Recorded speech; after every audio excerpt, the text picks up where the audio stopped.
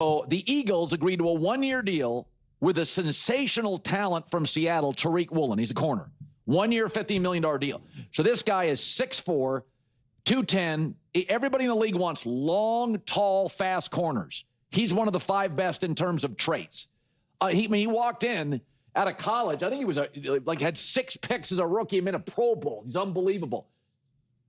And why isn't everybody out for him? Why did Daniel Jones just sign a huge contract and there's no market for Kyler Murray? Because Tariq Woolen has discipline issues and Kyler Murray has commitment phobia. And in the NBA, you can hang around forever, not be a good teammate, be kind of a goofball. Gilbert Arenas, 11 years. His talent, everybody looked the other way. James Harden, 17 years, won't play D. Is he in good shape?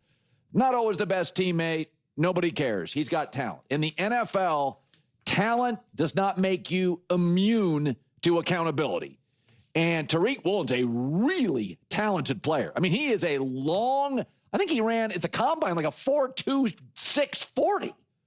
Just a burner. But he went lower because he transitioned from wide receiver to corner in college. Another example is George Pickens. George Pickens was unguardable in Georgia, goes to Pittsburgh, they move off him. He goes to Dallas, tears the league up this year, and what does he get? A one-year deal with the Cowboys. Why? Maturity issues. So Jalen Ramsey, by the way, Rams moved off him. Why? In his prime. Why? He was kind of doing his own thing a little too often. So this is one area where I prefer the NFL. I mean, Stephon Diggs, last 3 teams, traded, cut.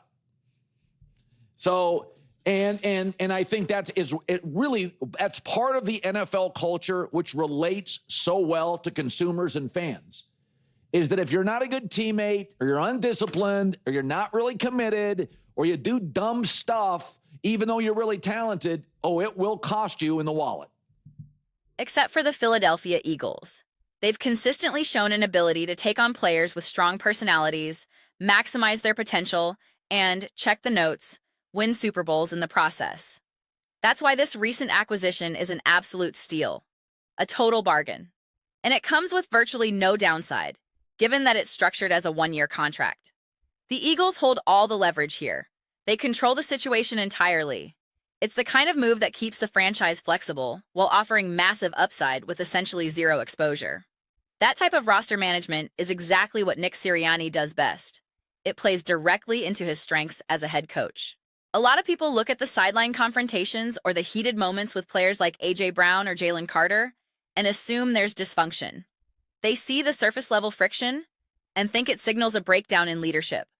But the reality is that players genuinely respect Sirianni. They value his authenticity, the fact that he keeps it real, that he's willing to engage in those difficult moments, that resonates in the locker room. It might not always look pretty from the outside. I'll be the first to admit that watching A.J. Brown and Nick Sirianni go at it on the sideline isn't my favorite thing to see. Neither was the situation with Jalen Carter. But you can't argue with the results. It works. It connects with the players. And that connection matters more than optics. I was having a conversation in the comments recently about something Colin Cowherd said. I can't remember the exact player or team he was referring to, but his point was essentially that he's not in the business of babysitting. He doesn't want players who require constant hand-holding. And someone in the comments responded by saying, "That's a ridiculous take, because that's literally part of the job in the NFL.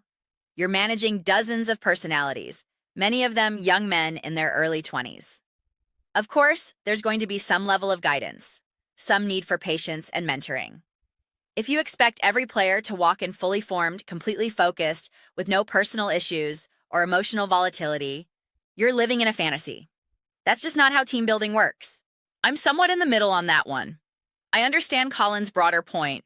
You want self-starters, professionals who hold themselves accountable. But I also recognize that I may have undervalued the relational side of coaching.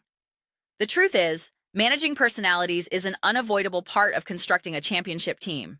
If your goal is to win at the highest level, you have to be able to navigate the complexities that come with players like A.J. Brown, Jalen Carter, Stephon Diggs, and others. There's immense value in understanding how to make those pieces fit, how to communicate, how to relate, how to get the best out of players who don't fit a cookie-cutter mold. And that's something the Philadelphia Eagles have done exceptionally well for years. A big part of that success comes from their ability to recycle and reinforce culture. When a major leadership figure leaves the building, they already have someone else ready to step into that role, someone who's been quietly preparing for it. I remember when Jason Kelce retired, Nick Wright was genuinely concerned.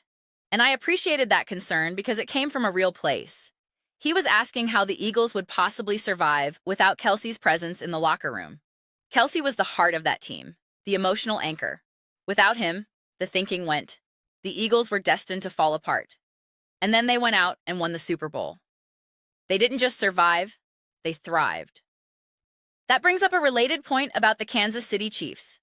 They're dealing with a similar issue now, ironically enough, involving Travis Kelce. They've struggled to move on because they don't have an obvious succession plan. Who's the next leader in that room?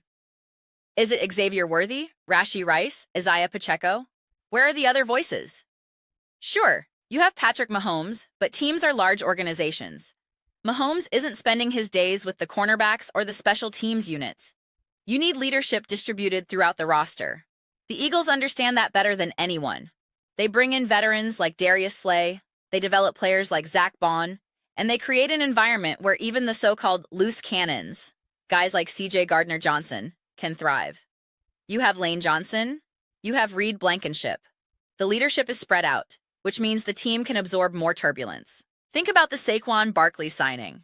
That move only works in a culture that's already stable.